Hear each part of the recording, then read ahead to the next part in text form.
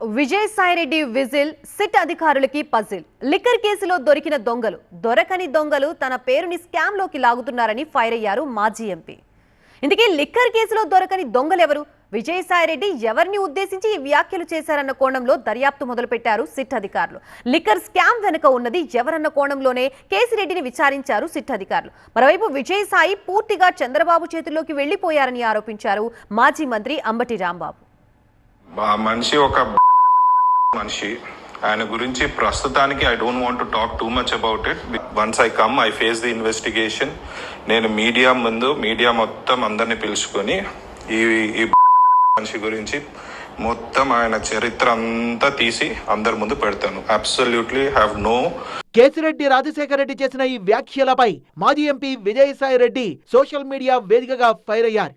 AP liquor కేసులో దొరికిన దొరకని దొంగలు తన పేరును స్కామ్ లేక లాగుతున్నారంటూ మండిపడ్డారు. మద్యం కుంభకోణంలో తన పాత్ర విజిల్ బ్లోయర్ లాంటిదన్న విజయసాయి రెడ్డి తను రూపాయి కూడా ముట్టుకోలేదన్నారు. లిక్కర్ దొంగల పాత్ర సగమే బయటకొచ్చిందన్న విజయసాయి లిక్కర్ దొంగల పనిబట్టేందుకు సిట్కు పూర్తిగా సహకరిస్తామన్నారు.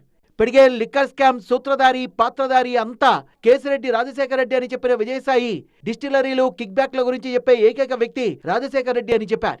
ఆల్రెడీ కేసిరెడ్డిని అదుపులోకి తీసుకున్న సిట్ అధికారులు విజయసాయి ఇచ్చిన స్టేట్మెంట్ ఆధారంగానే విచారణ జరుపుతున్నట్టు తెలుస్తోంది.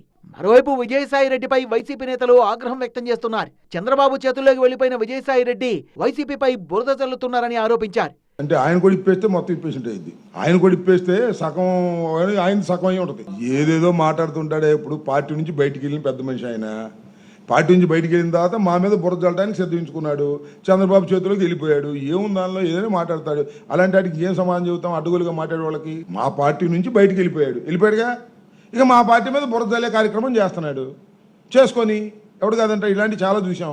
కేసిరెడ్డి విచారణలో ఇప్పటికే పలువురి పేర్లు బయటకొచ్చాయని, అందులో వైసీపీ నేతల పేర్లు కూడా ఉన్నట్టు ప్రచారం జరుగుతోంది. దీంతో ఈ లిక్కర్ కేసు ఎవరి మెడకు చుట్టుకుంటుందో అన్న టెన్షన్ పట్టుకుంది వైసీపీ నేతలకు.